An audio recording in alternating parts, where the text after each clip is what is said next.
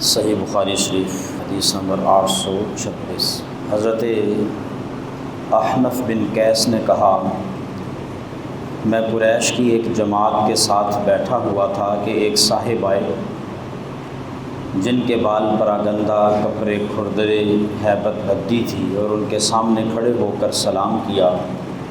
پھر فرمایا، جوڑ جوڑ کر مال جمع کرنے والوں کو خوشخبری ہو کہ ایک پتھر جہنم کی آگ پر تپایا جائے گا،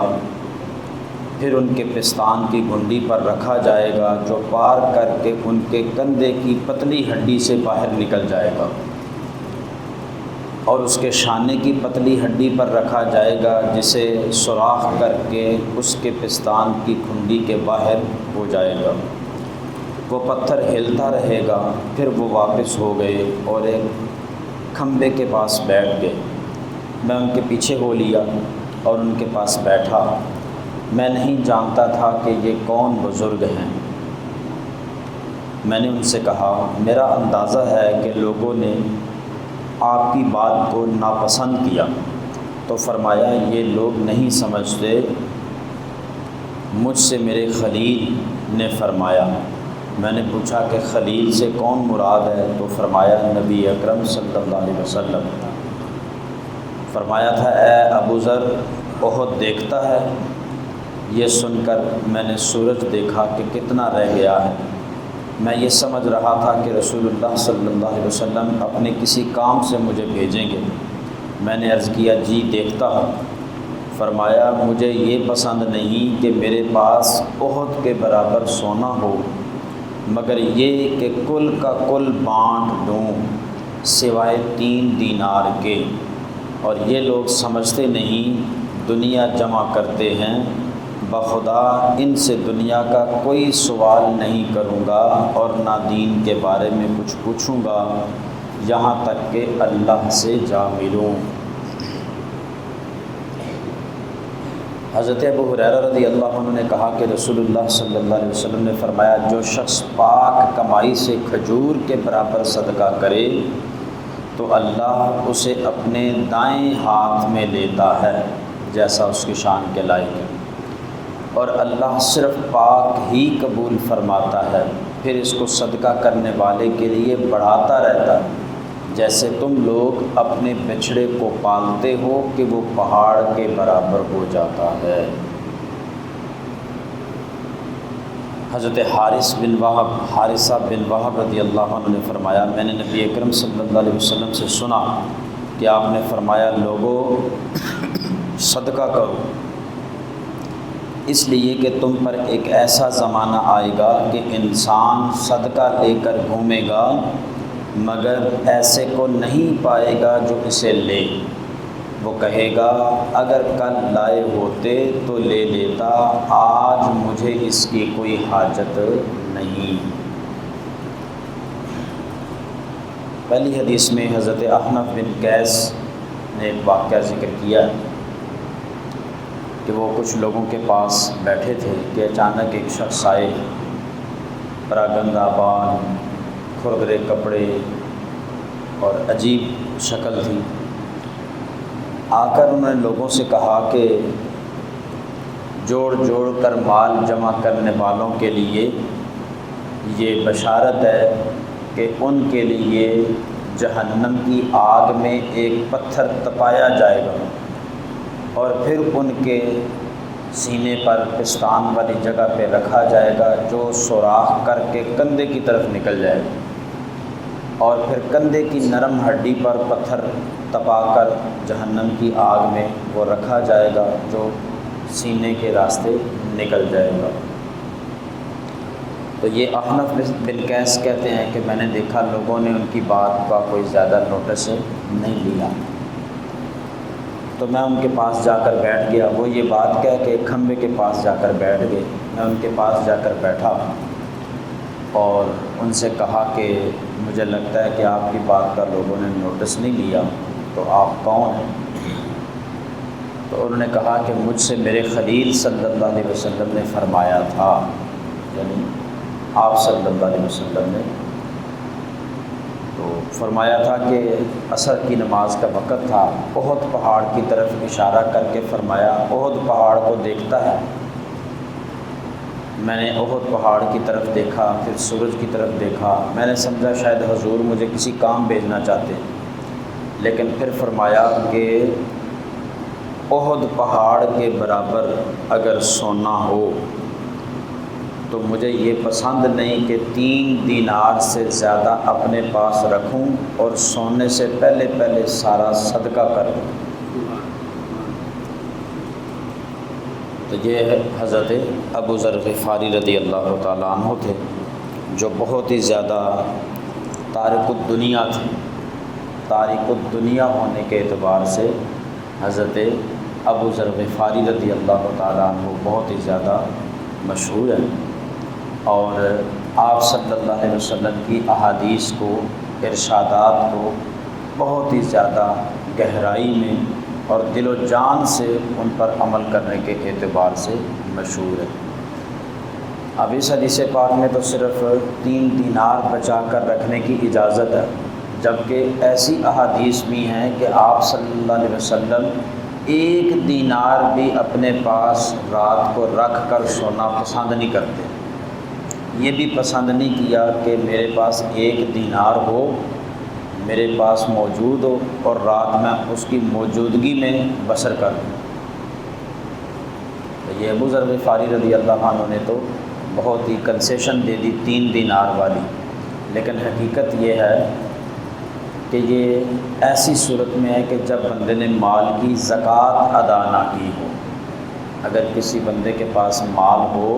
لیکن اس کی زکوٰۃ ادا نہ کی ہو تو پھر اس کے لیے یہ پریشانی ہے،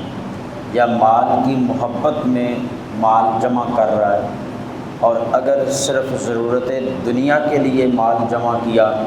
یا سخاوت کے لیے مال جمع کیا تو یہ اس حدیث پاک کی زد میں نہیں آئے گا، کیونکہ آپ سرور کائنات صلی اللہ علیہ وسلم کے صحابہ کرام علیہم رضوان انہوں نے لاکھوں کروڑوں روپے مال جمع کیا، اور جب اسلام کو ضرورت پیش آئی تو انہوں نے اللہ کی راہ میں اسلام کی ضرورت میں خرچ کیا۔ جیسے حدیث مبارکہ میں موجود ہے کہ صحابہ کرام نے حضرت عبدالرحمن بن عوف، حضرت عثمان غنی اور دیگر صحابہ کرام نے ہزاروں لاکھوں روپیہ درہم و دینار جنگوں میں دیا، صدقہ دیا، تحفہ دیا، ہدیہ دیا۔ تو مال جمع کیا تو اتنے پیسے جمع ہوئے، اگر وہ مال جمع ہی نہ کرتے ہوتے تو اتنا مال ان کے پاس کیسے آ جاتا؟ اچانک ایک ہی دن تو نہ آیا۔ تو ان ساری باتوں کا لب لباب یہ ہے کہ مال جمع کرنا تب برا ہے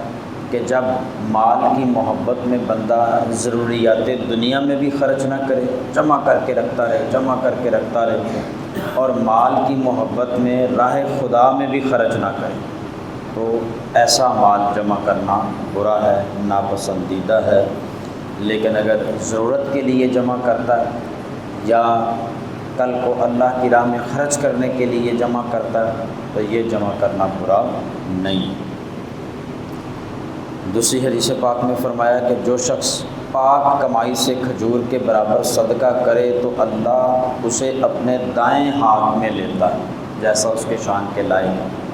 اب اللہ تبارک و تعالیٰ ہاتھ، پاؤں اور اعضائے جسمانیہ سے پاک ہے۔ جن احادیث میں ذکر ہے ان سے مراد ویسا ہے جیسا اللہ کی شان کے لائق ہے، یہ متشابہات میں سے ہے۔ بیان نہیں کیا جا سکتا کہ اللہ کا ہاتھ کیسا ہے اور ہاتھ میں کیسے مال لیتا ہے۔ البتہ یہاں اس طرف اشارہ ہے کہ جس طرح بندہ پسندیدہ چیز، پاک چیز اپنے دائیں ہاتھ میں وصول کرتا ہے، تو اللہ تبارک و تعالی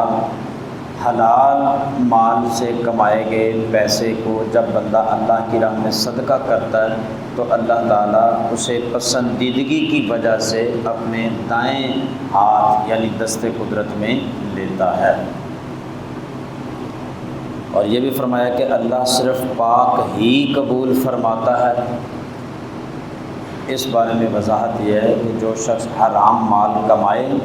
اور جانتا ہے کہ میرا مال حرام ہے، اس میں کوئی رتی برابر بھی حلال نہیں ہے، اس کے باوجود وہ حرام مال کو اللہ کی راہ میں نیکی سمجھ کے، ثواب سمجھ کے خرچ کرے، تو یہ کفر کے زمرے میں آتا ہے کہ ایسے شخص نے اللہ کو اپنے گندے ناپاک مال کا مستحق سمجھا۔ اور پھر فرمایا کہ جو بندہ مومن حلال مال سے اللہ کی راہ میں صدقہ کرتا ہے تو اللہ تعالیٰ اس صدقہ کرنے والے اس کو بڑھاتا رہتا ہے، اس صدقہ کے مال کو بڑھاتا رہتا ہے۔ جس طرح کوئی شخص اپنے بچھڑے کی پرورش کرتا ہے اور خواہش کرتا ہے کہ اس کا گوشت زیادہ سے زیادہ ہو، اللہ تبارک و تعالیٰ بھی صدقہ کرنے والے کے مال کو بڑھاتا رہتا ہے، اس میں اضافہ کرتا رہتا ہے۔ جیسا کہ دیگر احادیث میں آیا کہ بروز قیامت ایک شخص جو ہے وہ اپنے اعمال نامے میں دیکھے گا کہ بڑے بڑے اجر و ثواب لکھے ہیں، بہت پہاڑ جتنا اجر و ثواب لکھا ہوا ہے۔ تو بندہ وہ دیکھ کر اپنا اعمال نامہ قبول کرنے سے انکار کرے گا، لیکن اسے بتایا جائے گا کہ یہ تیرا مال ہے، یہ تیرا اللہ کی راہ میں کیا گیا صدقہ ہے، خلوص نیت کے ساتھ بے ریا ہو کر حلال مال سے دیا گیا صدقہ جتنا دیا جائے اتنا نہیں رہتا، بلکہ اس کی اللہ پاک پرورش فرماتا ہے، اس کو بڑھاتا رہتا ہے، یہاں تک کہ وہ احد پہاڑ کے برابر بھی تھوڑا سا دیا گیا صدقہ قیامت تک احد پہاڑ کے برابر بن چکا ہوگا۔ اور پھر ایک تیسری حدیث پاک میں حضرت حارثہ بن وہب نے فرمایا کہ میں نے نبی اکرم صلی اللہ علیہ وسلم سے سنا، آپ نے فرمایا لوگوں صدقہ کر لو، اس لیے کہ تم پر ایک زمانہ ایسا آئے گا کہ تم صدقہ لے کر گھومو گے مگر ایسے کو نہیں پاؤ گے جو تم سے صدقہ وصول کرے، بلکہ وہ کہے گا اگر کل لائے ہوتے تو لے لیتا، آج مجھے اس کی حاجت نہیں۔ تو صحابہ کرام علیہم رضوان بالخصوص حضرت عمر فاروق اور حضرت عثمان غنی رضی اللہ عنہ کے دور خلافت میں یہ وقت آیا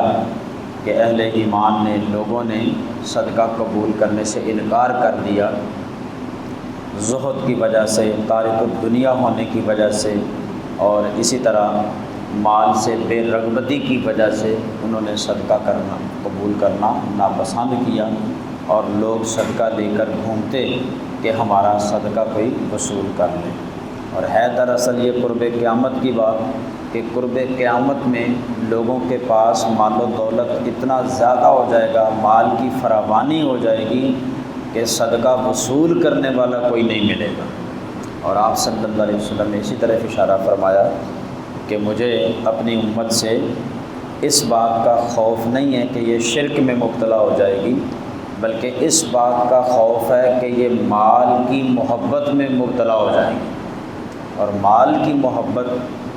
اتنی بڑی نقصان دہ چیز ہے کہ اس کی وجہ سے بندے کا دین بھی ضائع ہو جانے کا اندیشہ ہے، مال کی محبت کی وجہ سے۔ اللہ پاک ہمیں مال کی محبت سے محفوظ فرمائے اور آخرت کی تیاری کی توفیق عطا فرمائے۔